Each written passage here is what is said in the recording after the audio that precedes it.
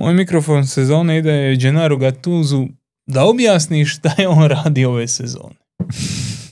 Čuli smo sve, imao je reći šta je imao. Dobrim dijelom je u pravu oko svih svojih zamjerki šta ima. Ali, po Bogu, šta si radio? Di si dolazio? Šta si mislio? Jake su ove sad njegove izjave. Niko ne bi stavio euro na nas prije sezone. Pa si dolazio. Biti treći. To su mogli bez tebe. Valjda si došao s nekom idejom osvojiti nešto. Hajduk koji je ove godine osvojio 63 boda. To je bilo dovoljno za treće mjesto. Zabio je 49 golova. Prošle godine osvojio 68 bodova, prije toga 71, 72 i sad da se vratiš opet u ove 60. Niske 60, 61, 62. To ti je onaj Hajduk koji je igrao za 4. i 5. mjesto. Pa imaš 5. mjesto sa 60 bodova, ali si zabio 60 golova te sezone. Ima 62 boda. To je oni mojih 59.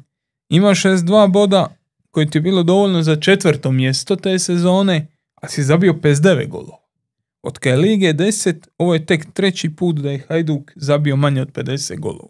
Proteklih sezona se redovito išlo preko 60, 54, 65, 64, 60, 59, išlo se preko 70, prije toga 70, 70, 59, 58. Ti, brate, zabio 49 golova. S Livajom. Sa živim, zdravim, spremnim Livajom. Jer Livaja prošle sezone propustio čitavu proljeće.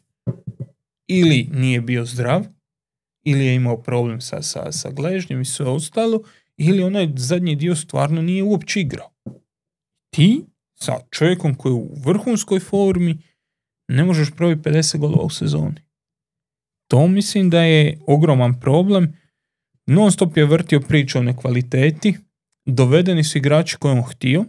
Htio je Bambu, htio je Šegu, ali najbolje se vidi kako je Šego igrao u Varaždinu, gdje je primao lopte kad je igrao u Varaždinu, gdje je primao lopte kad je igrao u Hajduku. Koliko nisko je stao, koliko je zapravo tek u ovom završnom dijelu sezone kad je stavio Hrgovića na lijevu stranu, kad je stavio Sigura na desnu, koliko je dobio nešto. Evo sad je Pukštas zabio gol, eto, simbolično, ali zapravo potrošio je jednu jako dobru sezonu, potencijalno dobru jer su svi ostali bili loši, zato dobru, potrošio je na ništa.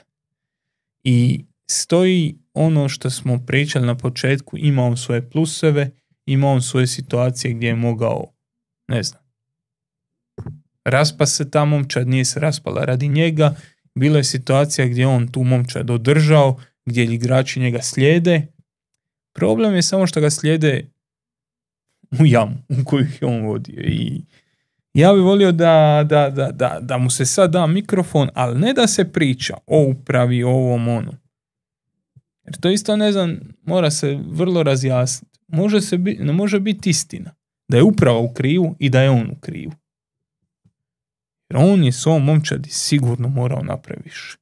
Znači, uvjeren sam u to. Volio bi da mu neko da mikrofon da objasni šta je točno vidio u Hrgoviću na desnom beku, šta je točno vidio u tome da nije promijenio formaciju toliko i toliko vremena, što je točno vidio u tome da taj Žaper nije mogao dobiti ni 15 minuta da uhvati neku formu, šta je mislio sa Pukštasom, šta je mislio sa hrpom toga što je svima od samog starta bilo nelogično.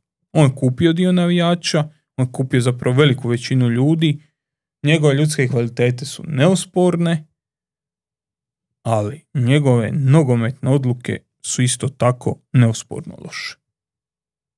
I ako mi neko nešto treba objasniti u životu, on bi trebao objasniti šta je napravio ove sezone.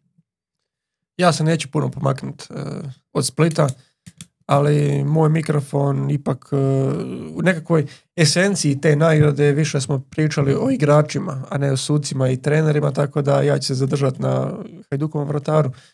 Jer, ok, on imao neke svoje situacije, ali volio bi da mi se objasni zašto se istrčava kada se ne treba i nakon toga napraviš glupost da dobiješ ili crveni karton ili primiš gol koji si realno mogao skinuti. Zašto se ideš u finišu derbija svađati sa Dinamovom klupom, tući se sa Josipom Mišićem?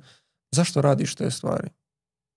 Zašto se... Dobro, duše to i dobio nogom u glavu. Tako da, ako nešto Ne. možeš opravdati, to mu opravdaj. Tako da mislim da je Lučić ima dosta toga za objasniti šta se događalo u ovom drugom dijelu sezone, zašto sve nije funkcioniralo.